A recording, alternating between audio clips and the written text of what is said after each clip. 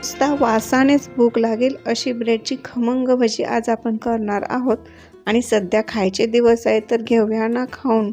आणि ही भजी आणि मस्त गरमागरम असा चहा खूप छान. मस्त पावसाळा आहे तर ही भजी झालीच पाहिजे. आणि हवं तर तुम्ही एखाद्या कच्च्या कांद्याबरोबर सुद्धा ही भजी खाऊन बघा. अगदीच तुम्हाला चटणीची किंवा सॉसची पण गरज नाही ह्या भजीबरोबर.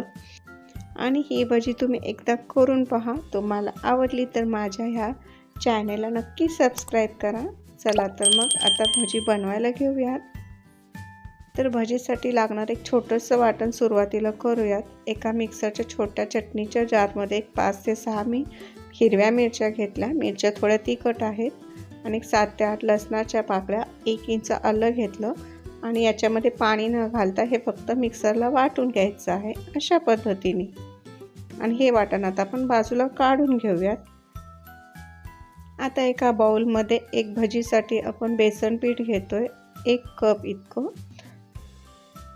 त्याच्यामध्ये आपण जे मिक्सरमध्ये वाटण केलं होतं ते घालून घेतलं. अर्धा चमचा ओवा घालून घेतला. ओवा नक्की घाला, ओव्याने टेस्ट छान येते ह्या भजींसाठी. आणि बेसनचे पदार्थ म्हटल्यावर ओवा येणारच. चवीपुरतं मीठ घालून घेऊयात. हिरवीगार कोथिंबीर बारीक चिरलेली 1/2 कप इतकं मी घालून घेतलं. आणि 1/2 चमचा इतकी हळद घालून घेऊयात. आणि हे सर्व आपल्याला मिक्स करून घ्यायचं सुरुवातीला. आणि जसं लागेल तितक्याच प्रमाणामध्ये आपण याच्यामध्ये पाणी घालून याचं बॅटर करून घेऊया. एकदम पाणी घालू नका, नाहीतर याच्या गुठळ्या होऊ शकतात. पाणी थोडं थोडं घालून हे भजीचं मिश्रण करून घेऊयात. साधारणतः इथं मी 1 कप इतकं बेसन पीठ घेतलं होतं, तर त्यासाठी इथं मी 1/2 कप इतकं पाणी घालून घेतलं. म्हणजे जास्त पातळ पण नाही आणि जास्त दाटसर पण नाही, अशा कन्सिस्टन्सीचं हे भजीचं पीठ इथं मी करून घेते. याआधी पण माझ्या चॅनेलवरती भज्यांची खूप सारी रेसिपीज मी अपलोड करत आलेली आहे.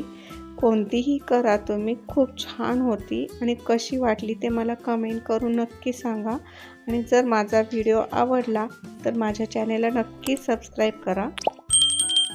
आणि आपण एकदम शेवटी खायचा बेकिंग सोडा असतो तो घालून घेणार आहोत. इथे 2 चिमूटभर किंवा 1/2 चमचा.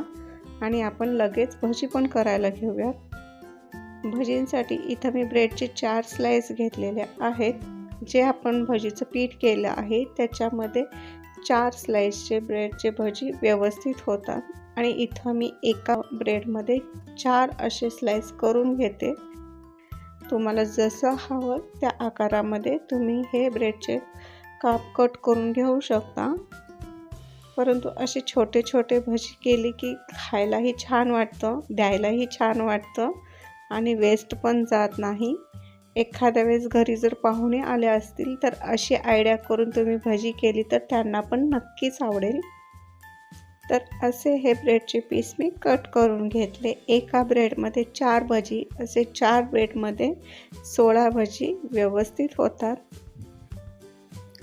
तर ब्रेडचा एक पीस घेऊन भजीच्या पिठामध्ये डीप करून घेऊयात. त्याच्यावरती जास्त पण कोटिंग येऊ देऊ नका बेसनचं, त्यामुळे एवढी भजी चांगली लागणार नाही. फक्त एकदम हलकंसं कोटिंग चढलं की आपण लगेच तेलामध्ये सोडून घेऊयात. इथं मी सुरुवातीला कढईमध्ये तेल गरम करायला ठेवलं होतं.